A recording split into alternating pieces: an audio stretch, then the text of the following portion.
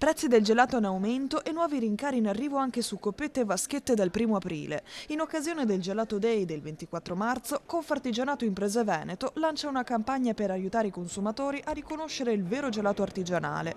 In Veneto il settore vale circa 150 milioni di euro l'anno, con oltre 1100 gelaterie attive. Ma alla crescita del mercato si affianca una forte pressione sui costi. Negli ultimi 4 anni i prezzi sono saliti di circa il 30%.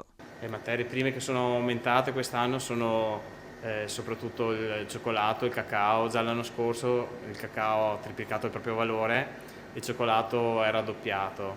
Adesso abbiamo anche la problematica della crisi del sud-est asiatico e col problema del blocco dei paesi arabi sta aumentando il costo di trasporto, quindi stiamo tendendo dei rincari un po' generalizzati per quanto riguarda le materie prime. Per tutelare qualità e trasparenza, Confartigianato ha diffuso un decalogo che sarà esposto in tutte le gelaterie venete. Ingredienti freschi e naturali, produzione quotidiana, colori non artificiali e filiera corta sono tra gli elementi distintivi del vero artigianale. Per far riconoscere al cliente quali sono gli elementi distintivi di un prodotto veramente artigianale, veramente genuino, anche per distinguersi rispetto ad esempio a un prodotto industriale in cui magari vengono utilizzati altre tipologie di ingredienti. Noi puntiamo sull'eccellenza, sulla qualità e anche se andiamo a vedere poi in effetti anche la differenza di prezzo non è quello che si pensa, addirittura se andiamo a vedere il prezzo